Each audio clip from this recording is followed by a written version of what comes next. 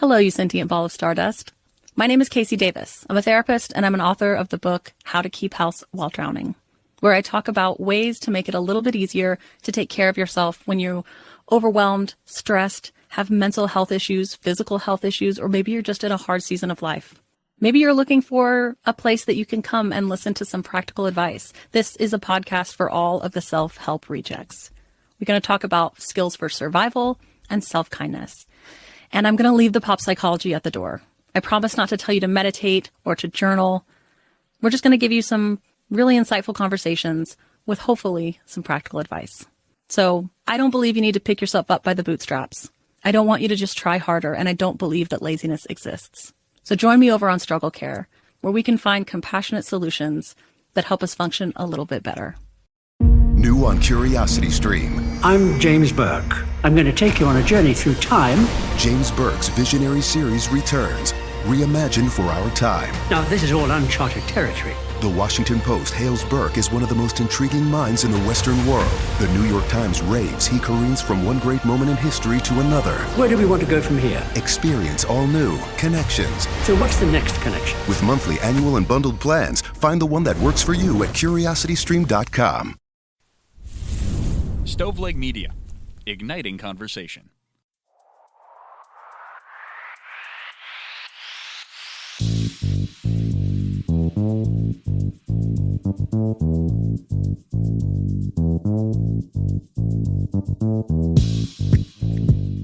Hey guys, what is up? It's me, your girl, your host, Elena Grace, and you are listening to another episode of I've Been Thinking.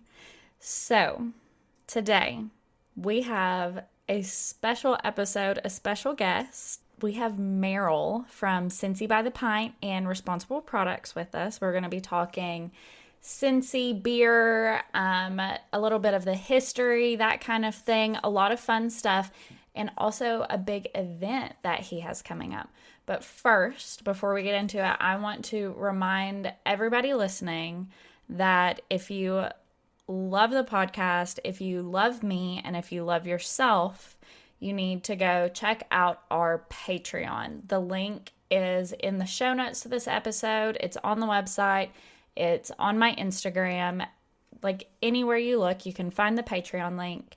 It's patreon.com/I've Been Thinking Pod. That is where you get early episodes, extra content, all kinds of stuff, and you get to keep supporting the show so that I can keep doing it. So, if you already are a Patreon, thank you. And if you're not, go do it. Okay, now, Meryl, hello. Hello. How are you today? Good, how are you? I'm doing great. It's such an honor to be on your podcast the second time, and I was gonna kind of do a little quiz. You might have gave it away in the hints, but your true listeners to see if I've been on the podcast before and in what fashion. Ooh, you know what? I was actually gonna say something about that too. That's really funny.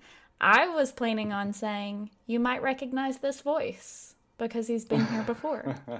I had that. Well, I'm honored to be a repeat guest on your podcast. Well, I'm honored that you came to me a second time. And, we were talking before we started recording. I've been thinking, and I kicked off your podcast career. You did. I owe it all to you. And don't get it twisted, everybody listening. I was the one that reached out to Alana because this is one of my favorite podcasts, and I love coming out and just talking to her. She's a lot of fun to listen to. Thank you so much. That is so sweet of you. All genuine. That really does mean a lot. Very thankful for that. Yeah, we always have fun talking. We do always have a great time. And I'm really excited about what you have to tell us about today. So first, I want you to tell the listeners about your blog, your project, Cincy by the Pint, because it is really cool. And like we were saying, it is like skyrocketing, taking off. You're very it's a very nice thing to say. It has picked up. So backstory, I always say we because there's a couple other people that work on it, but it's mostly me behind the scenes. I kickstarted Cincy by the Pint, which is cincybythepint.com, of course, and then Cincy by the Pint and all the socials. But I started it last October. I actually happened to just catch one of those Facebook flashbacks recently, and it was on the 10th. So we're a year and 10 days old, and what a whirlwind it's been.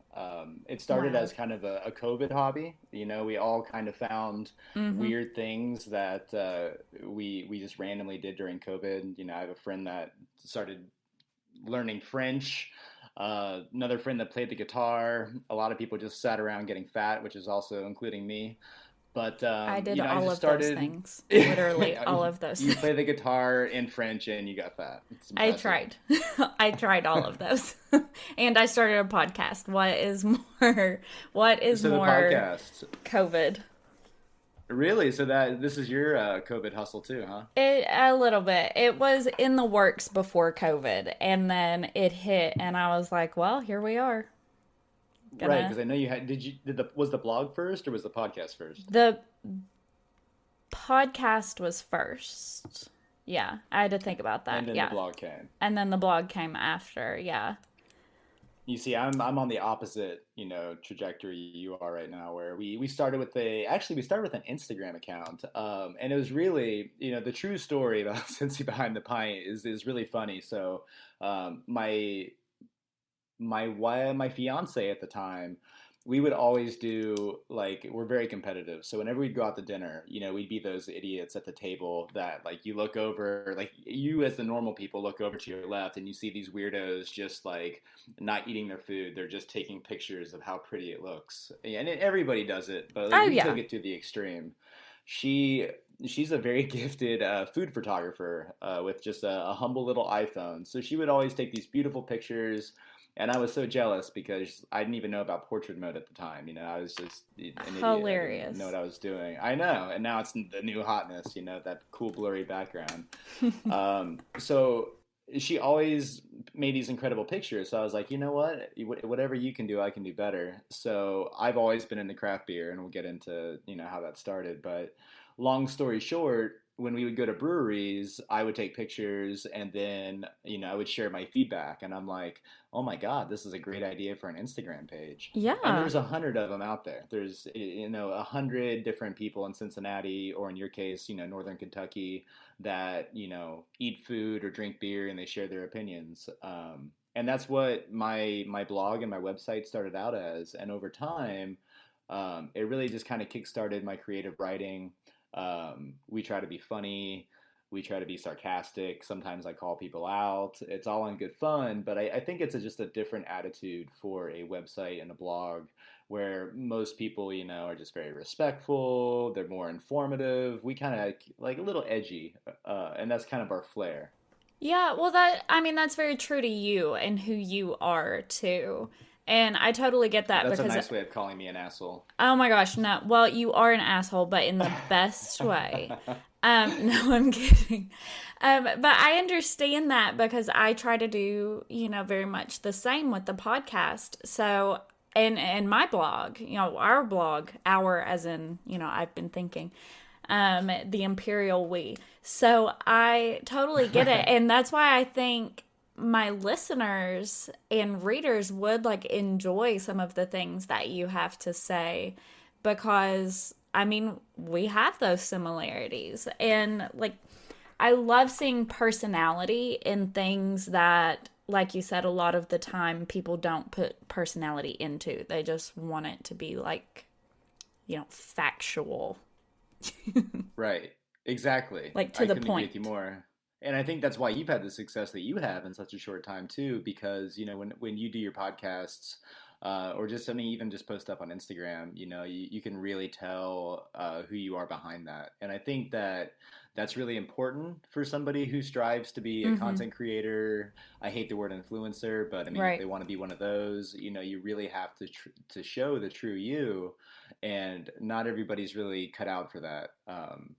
And I think that's why certain resources rise to the top and certain ones fall to the bottom, and there's always new ones just popping up, popping up, and it's good Yes. for everybody, I mean, It is there's good for never enough everybody. coverage.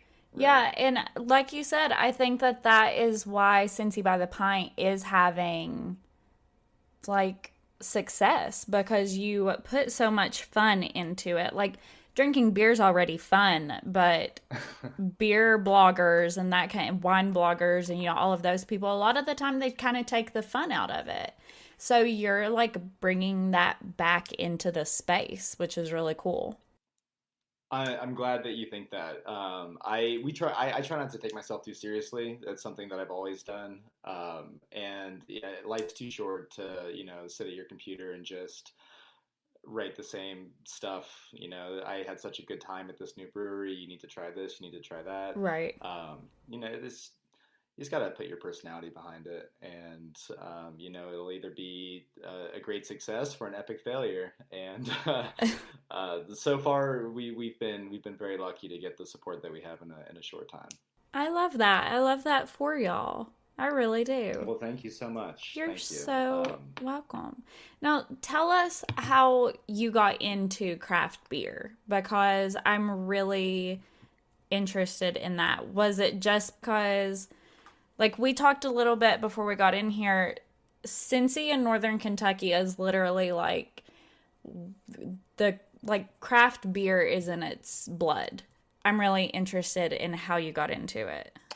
Honestly, there's two booms going on right now, and you're probably more aware of the bourbon boom because you live in Kentucky, and Kentucky is the end all be all Indeed. for bourbon nerds. It is, and I'll die on that hill. So are you a bourbon gal? I do like some bourbon, but also I'm just really proud that Kentucky bourbon is what it is. I love that. Yeah, I'm a big bourbon fan too. I don't take it to the extremes that a lot of others do. There's bourbon nerds and there's craft beer nerds. I'm definitely guilty of being a craft beer nerd, but I do enjoy learning about different types of bourbons. But my point is, they're both experiencing kind of this craft renaissance of interest by typically younger people, millennials, things like that. And there's new stuff coming out so much, and everybody wants it. And then there's like rare stuff, and it's an easy world to fall into. So I agree with you 100% that honestly, Cincinnatians have always kind of had a chip on their shoulder, just with everything in life. Sports, economics, our bridges. It's just you name it. We in Northern Kentucky, might as well be the same thing as us. Obviously, you guys have your own identities, but we share so much culture. Yeah. That it's just a really great place to be right now, and that's another part of the aspect of my blog too, or my website, is really not just so much about Cincinnati beer. It's more about just Cincinnati, and that I love this city, and that I really want to just tell the world, like, this is the place to be. Yeah, that's really cool. That's like, I love a pride of place. Like, being proud of where you live, where you call home. I think that's super important.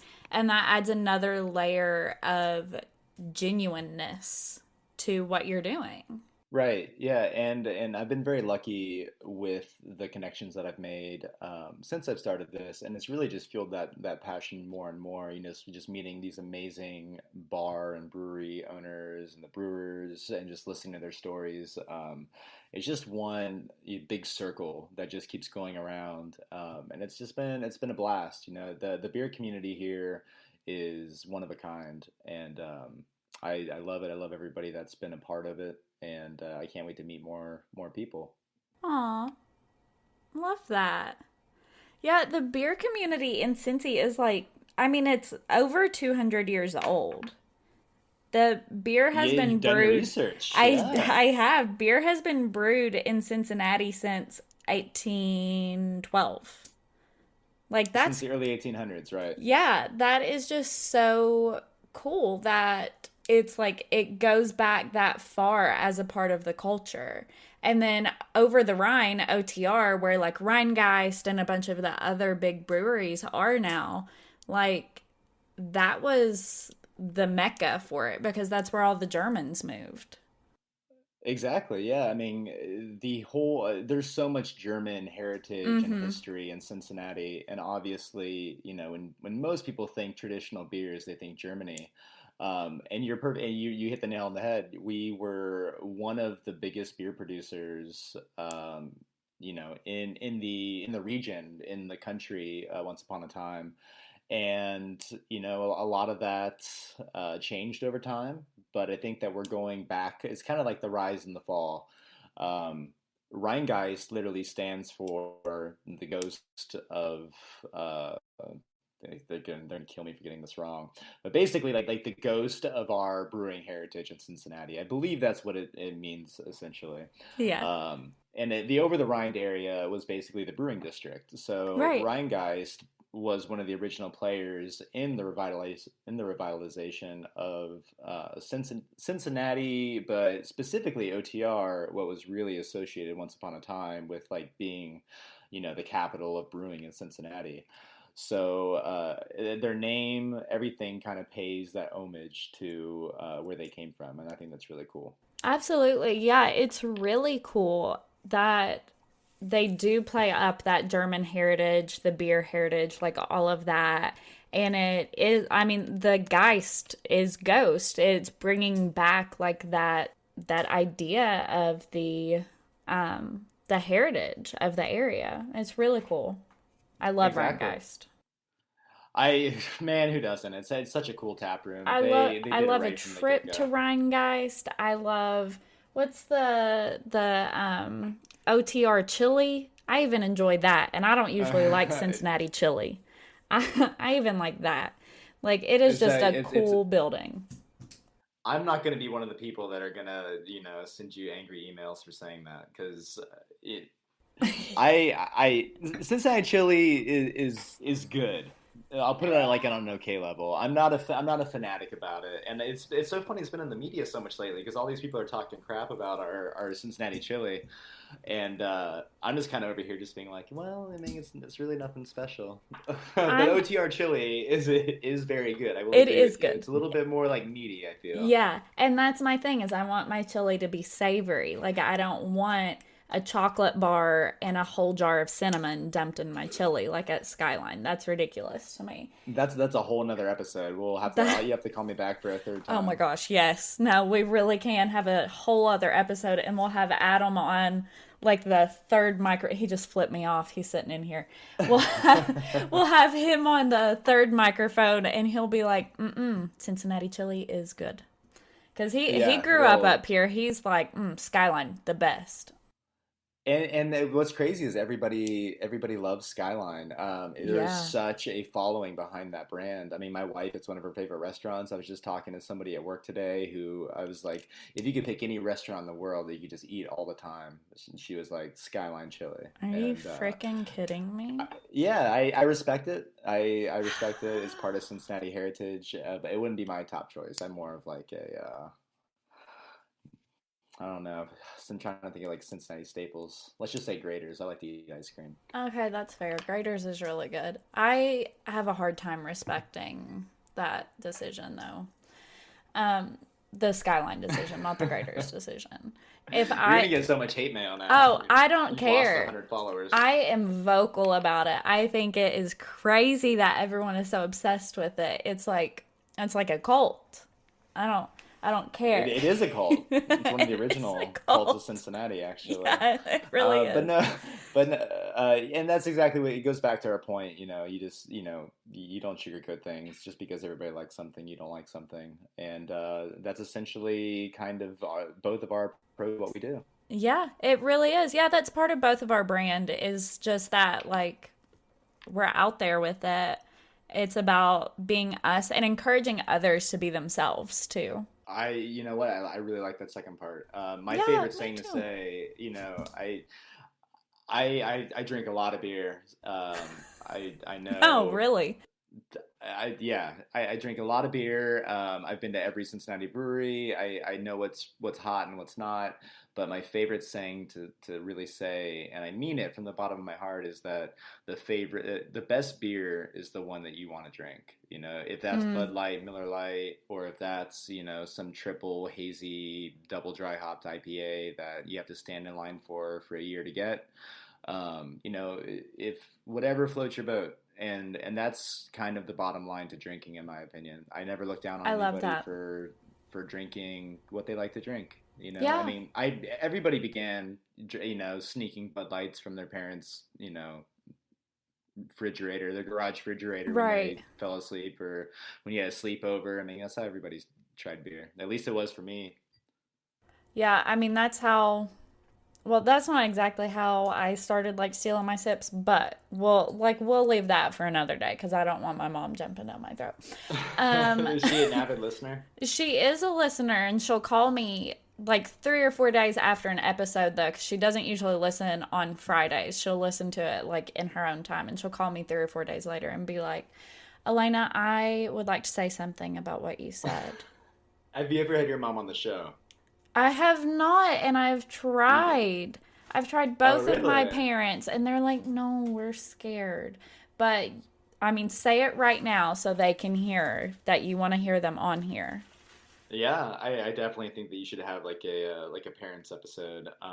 It's kind of, I mean, it's out of your comfort zone when you first go on a podcast. For We were sure. talking before the show began. You know, you were my first podcast, and that was only, you know, 6 months ago, and now Yeah. I've been on, I don't know, 3 or 4, and it's Look just at you. like riding a bike now. Running through them. Well, I wouldn't say it like that, but they're fun. They're fun to do, and you know, it's always an honor when somebody wants to hear my opinion on something. No, they're a lot of fun. I'm sorry if my cackle broke your ear. So tell us about your event coming up, because I really want to know what brought us to that. And that is one of the things that we wanted to talk about, was this event that's coming up here in November, right? Yes, very good. And it's actually, we are almost 30 days away. It is November 20th, which is a Saturday. And so it's basically, it's a standard beer festival kind of vibe. So there's 2 sessions, like a normal beer festival. There's a 12 to 4, there's a 6 to 10. And we also baked in some extra goodies. So there's an early access option that you can add onto your ticket. Once again, like most beer festivals, they have something like that. It gets you in the door a little bit earlier to try the different beers that me and the Gnarly Gnome, which we'll talk about, you know, probably in a little bit, have painstakingly selected. But anyway, get you in the door about 30 minutes earlier, so you get first dibs at everything. And then the part that you might like is we have a kick the keg after party. And what that is basically is once both sessions are done, it starts at 10 o'clock and it goes from 10 to midnight, I want to say. I don't think it goes beyond that. But basically, it turns into a party. So it's basically, Love it. there's going to be a live DJ, there's going to be dancing. There's going to be music, there's going to be food. You can still foal, which we'll get into, and we'll also correct, it's not fouling, it's foaling. So we'll do that. We'll get that PSA out of the way. And we'll get into what that is too, but it's kind of a different animal of a beer festival, and that was really what intrigued me to participate in this. Yeah, that is really interesting. How did you get into it? The Gnarly Gnome? So it's a funny story. We kind of talked about this once again before the show. I feel like Cincy by the Pint's popularity started kind of peaking or spiking. I don't want to use the word peak because I feel like, you know, we definitely don't want to think we peaked already, but Yes. especially only being a year old. But you know, so Joe Frank is the owner of the Foaling Warehouse, and the Foaling Warehouse is essentially, it's exactly what it sounds like. It's an enormous warehouse. It's in Norwood, and basically, it's the game of foaling, which is essentially has its roots in, like, let's just say you and me were drinking on our patio and we opened up our garage and we're like, oh, I want to play a drinking game. I'm kind of tipsy. What the hell do we have in here? So we got two cornhole boards, we got some bowling pins, we got a football. You and me drink a couple more beers and like, you know what? Let's just set those cornhole boards up. Let's put some pins on them and let's just throw footballs at them. How's that sound to you? Hilarious. That's really It, funny. it is. And that's exactly what bowling is. It's essentially bowling pins, the same format you would go bowling at. And there's two teams, just like cornhole, and you take turns throwing footballs, and it's a pretty decent distance. Like, it's not as easy as it sounds, like when you just kind of spell it out. But you just chuck these footballs at the pins on your opponent's side, and you try to knock them all down. And basically, that is the game of bowling. A actual, like, there's a national league of bowling. Stop it right there's now. No, I'm serious. There's 5 franchises. Cincinnati is one of them, and it's become like an actual recognized drinking game. Not just a drinking game, but just like an actual like sport Like game. But it's perfect for drinking. So we're literally building this beer fest around like the ultimate drinking game. While everything is going on, you can also go and grab your buddies and full for free with the price of admission. So, long story short, the owner of this really cool kind of like playground for people to drink and have fun and play this game reached out to me, and unbeknownst at the time, also the gnarly gnome. And he basically said, you know what, I really want more people to know about what we do here, but I also want people to know that I'm a huge craft beer fan, and that anytime that you come to our warehouse, we have over 100 craft beers available, which is insane. It blew my mind when he told me that. Yeah, that is insane. Yeah, and you may have heard of Seltzer Fest. So it's the same Yes. venue that had the Seltzer Fest, and that's kind of where the idea was born originally. But he wanted to take that kind of idea, and it had a great turnout, and make it more about Cincinnati. So he brought in me, he brought in the gnarly gnome, who has been doing this way longer than I have, who I have immense respect for. Love it. He has a podcast, he has a blog. I mean, if you know craft beer in Cincinnati, you know the gnarly gnome. So basically, he brought both of us in, and he said, "This is what I want. I want you guys to create a beer festival." And we started this in June. We kind of met in secret. We worked out all the details. And essentially what we came up with is 26 of what we are calling Cincinnati's best breweries. But we don't want to use best because that's very subjective. Right. Everybody makes great beer. But it's 26 of what we think to be great Cincinnati breweries. But the Like catch is... favorite breweries. Yeah, I don't Maybe? even know. I don't Is even that want a- to say favorite. No? I was It's trying just- to come up with it's- like maybe a better word. But I'll think on it. I'll let you know. I'll give you a little behind the scenes on how I came up with. So essentially, he put on paper, some of his favorite breweries at the time, because he likes to say that these are my favorite breweries at the time. I put on my That's a good way paper, to say it. my favorite breweries. We each picked about 20. Then we had a list of like 40 breweries, and that's just not realistic. So it was actually very hard to like whittle this town down. Out of like there's 70 breweries in Cincinnati, and we came up with 26. So that was probably the hardest part about organizing this entire thing. But we eventually had our 26, and the catch was they only get to bring in one beer. Oh. Yeah, that's the plot twist. Have That you been is to a beer plot festival? twist. I don't think I have been to a beer festival, and I was supposed we were going to go to Seltzer Fest, and something happened, and we were out of town. Because I really wanted to go to that. But no, I don't think I've been to a beer festival. So Seltzer Fest was a wild success, and everybody had fun, but there was some negative feedback among, the craft nerds, because it was very corporate backed, it was very distributor backed, it was very sales driven. And, that's what unfortunately happens at a lot of these beer fests, is that, there's a lot of big money that gets thrown around, but that unfortunately that also dictates who gets to go, what beers show up. We wanted to do Right. something totally different. Love where, that. Two random people, me and the Gnarly Gnome got to reach out to breweries, and then, once they accepted our invitation, we actually got to work with them and like say, this is the beer we want you to bring.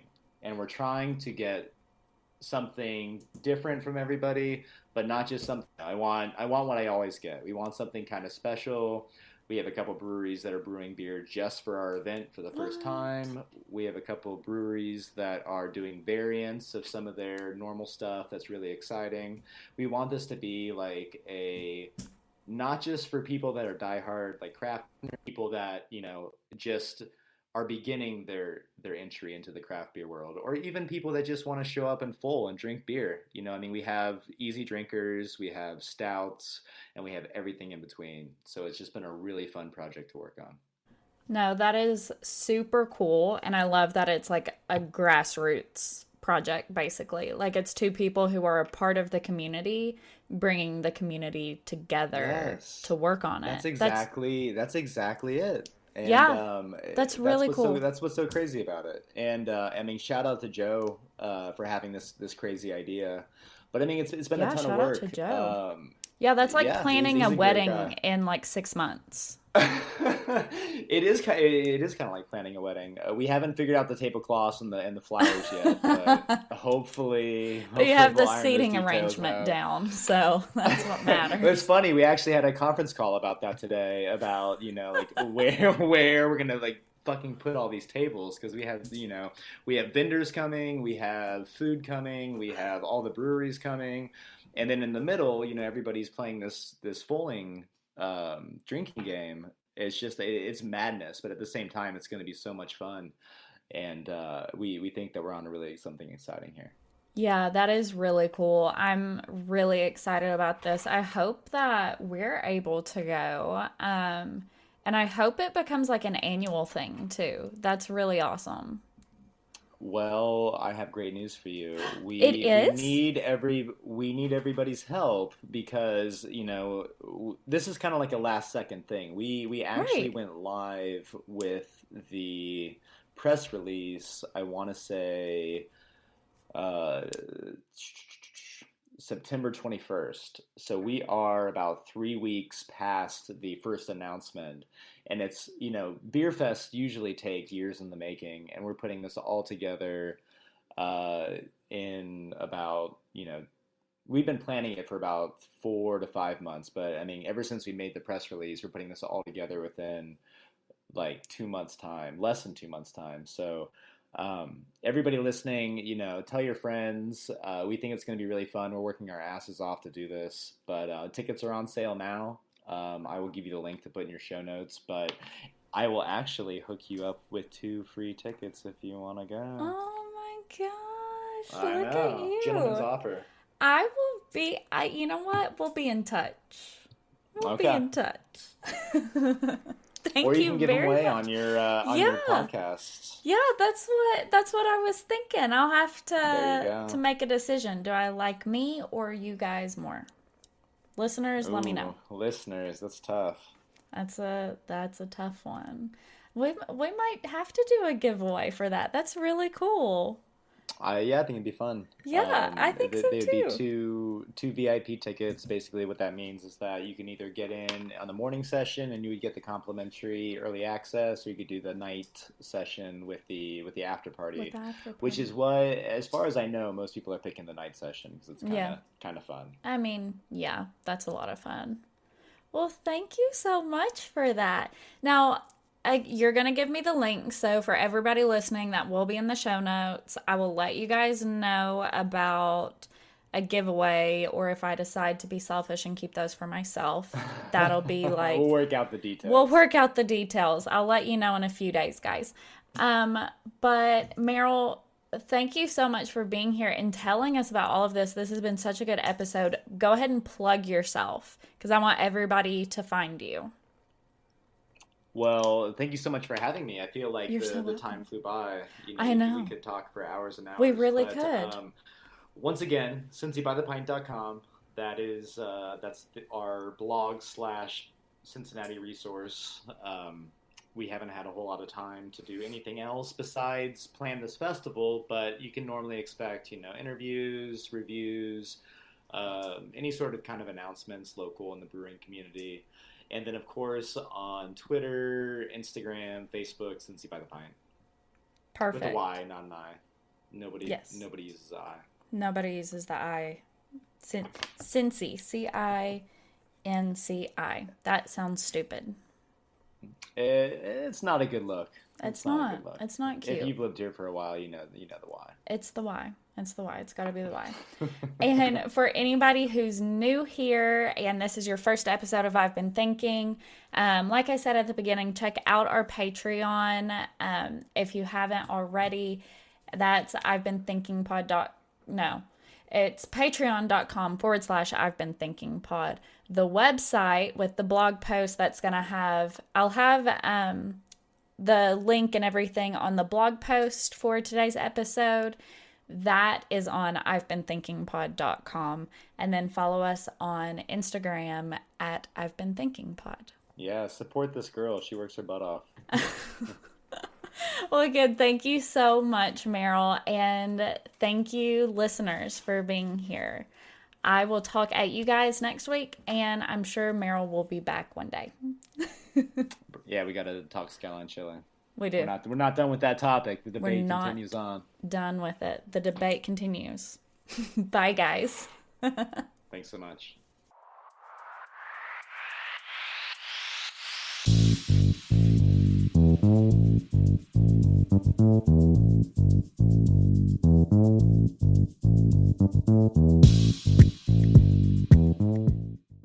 Hello, you sentient ball of stardust. My name is Casey Davis. I'm a therapist, and I'm an author of the book How to Keep House While Drowning, where I talk about ways to make it a little bit easier to take care of yourself when you're overwhelmed, stressed, have mental health issues, physical health issues, or maybe you're just in a hard season of life. Maybe you're looking for a place that you can come and listen to some practical advice. This is a podcast for all of the self-help rejects. We're going to talk about skills for survival and self-kindness. And I'm going to leave the pop psychology at the door. I promise not to tell you to meditate or to journal. We're just going to give you some really insightful conversations with hopefully some practical advice. So I don't believe you need to pick yourself up by the bootstraps. I don't want you to just try harder, and I don't believe that laziness exists. So join me over on Struggle Care, where we can find compassionate solutions that help us function a little bit better. Did you miss your deadline to renew your Medicaid coverage? You can still send your completed annual review form to Healthy Connections Medicaid. You may be assigned to another health plan, but you can ask to come back to First Choice within 60 days of renewed Medicaid eligibility. It's your family. It's your choice. First Choice is the right choice. Renew and choose us. Visit selecthealthofsc.com/renew to learn more.